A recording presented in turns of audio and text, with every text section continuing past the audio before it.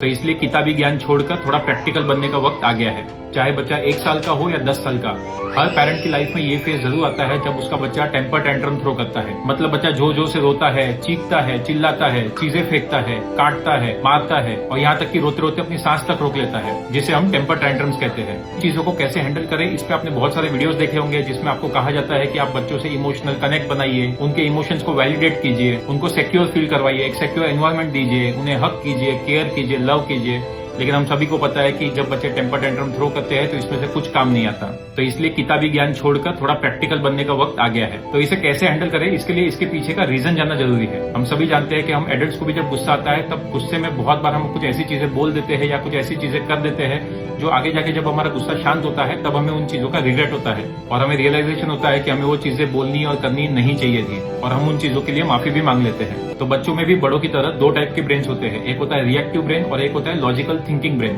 तो जब भी हम स्ट्रेस में होते हैं, गुस्से में होते हैं या फिर कोई चीज हमारे हिसाब से नहीं होती तो हमारा रिएक्टिव ब्रेन टेक ओवर कर लेता है और बिना सोचे समझे बहुत इंपल्सिवली रिएक्ट करता है। लेकिन धीरे धीरे करके जैसे जैसे हमारा गुस्सा शांत होता है, हमारे हार्मोन शांत होते हैं, हमारा logical thinking brain take over कर लेता है और हमें समझाता है कि जो हम कर रहे हैं वो गलत है। तो बच्चों में भी गुस्सा करने के या टेम्पर टेंट्रम थ्रो करने के भी मेनली 2 रीजन होते हैं। पहला तो हम उनकी डिमांड फुलफिल नहीं कर रहे हैं, जिसके लिए भी हम खुद ही जिम्मेदार हैं, क्योंकि घर में दादा दादी ने या फिर किसी ने भी पिछली बार बच्चे के रोने पर उसकी डिमांड फुलफिल की थी, तो वही चीजें बच्चा याद रखता है और आगे कंटिन्यू करता है। और दूसरा, जब भी हमने उसको कोई चीज दी है वो खींच लेते हैं या फिर उसके हिसाब से अपन नहीं चलते तो बच्चा चीखता है, चिल्लाता है या फिर चीजें थ्रो करता है। और ऐसे वक्त हम भी मजबूरी में उससे आर्ग्यू करते हैं, गुस्सा करते हैं और कई बार उस पर हाथ भी उठा देते हैं। तो इन सभी चीजों का एक ही सोल्यूशन है, वो है टाइम।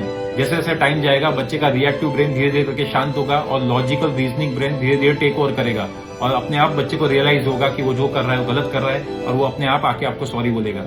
खाली इन 3 चीजों का आपको खास ध्यान रखना है। नंबर 1, बच्चा जिस भी चीज की डिमांड कर रहा है उसे बिल्कुल भी फुलफिल नहीं करना है। नंबर 2, जब भी बच्चा टेम्पर टेंट्रम थ्रो करता है या गुस्से में है, आप उस कमरे में रह सकते हैं लेकिन उससे बात करने की कोशिश, उसे समझाने की कोशिश बिल्कुल मत कीजिए। खाली ध्यान रखना है कि वो अपने आप को या फिर किसी और को हर्ट ना करे। नंबर 3, जैसे ही थोड़ा टाइम चला जाए, बच्चे का गुस्सा शांत हो जाए, उस वक्त आप उसको जाके हक कर सकते हैं, उसको उस वक्त समझा सकते हैं कि उसने जो किया गलत किया। उस वक्त उसे रियलाइजेशन होगा और वो खुद होकर सॉरी बोलेगा। तो अब किताबी ज्ञान छोड़कर प्रैक्टिकल बनने का वक्त आ चुका है।